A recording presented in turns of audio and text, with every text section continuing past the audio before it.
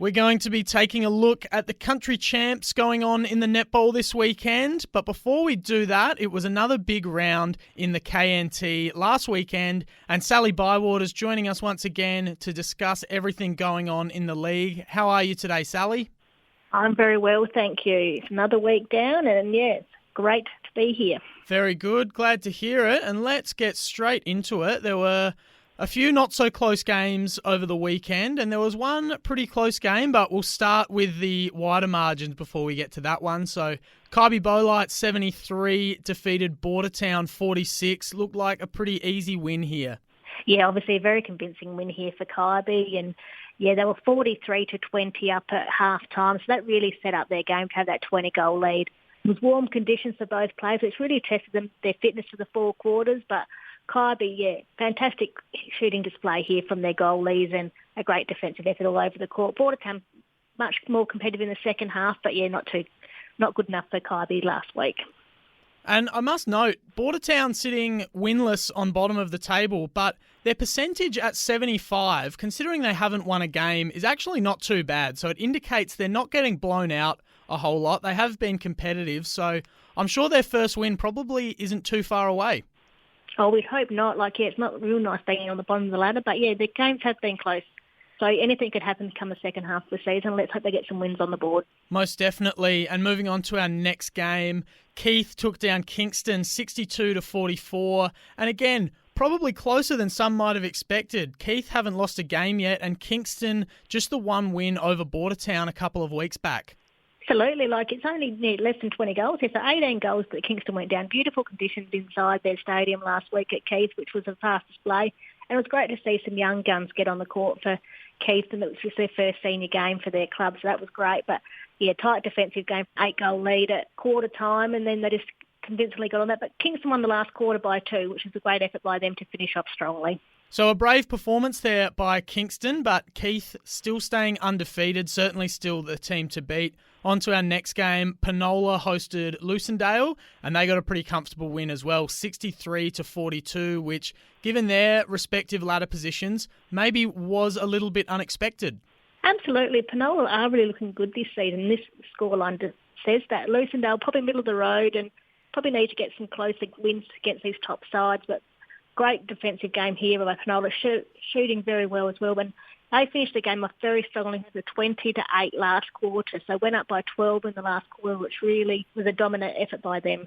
And in our last game of the round, it was a close one. Border Districts 39 over Mundulla 34. Yeah, so a closest game for that. And for the round here, and yeah, quite low scoring again for both sides, not quite reaching 40 goals, but yeah, Border Districts have that 21-14 goal lead at half time, so that really set their win up. Mundulla obviously winning that second half, 20-18, but yeah, great game here by Borders.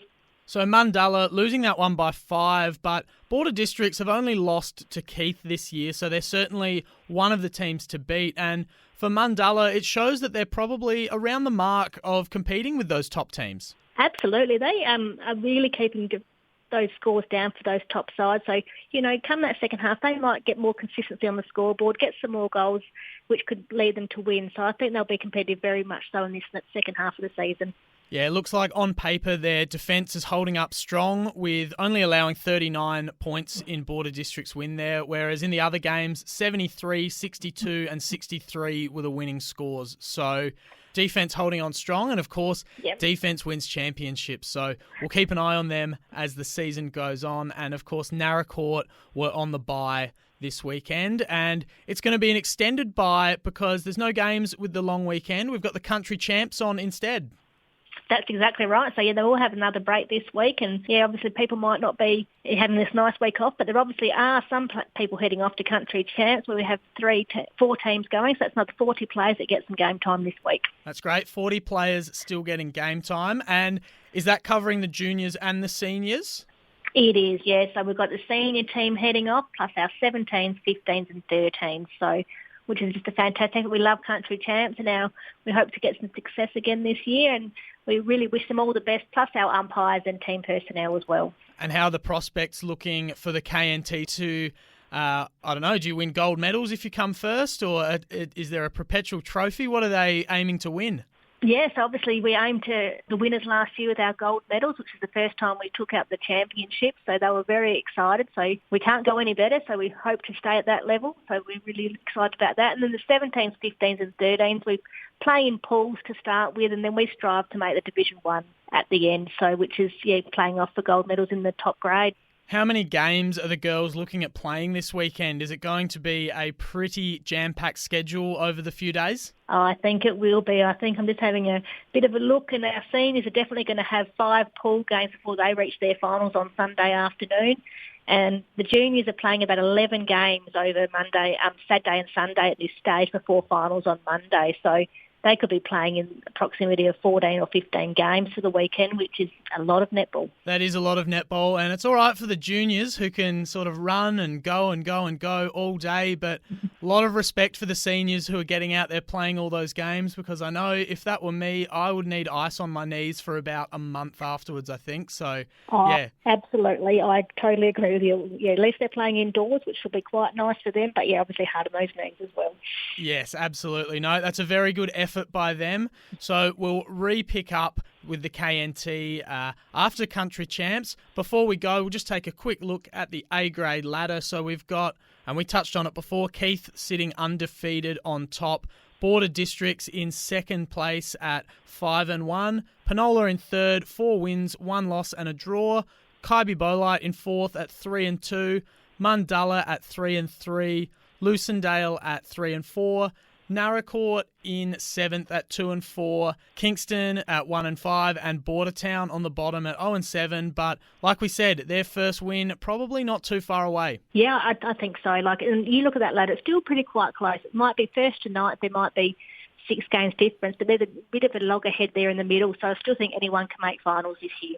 And when we come back from Country Champs, our first game back is going to be Keith taking on Border Districts. So top of the table clash to get things kicked off after the sort of mid-season break. So we're excited for that one. But do you think anyone can beat Keith this year, or are they going to go all the way?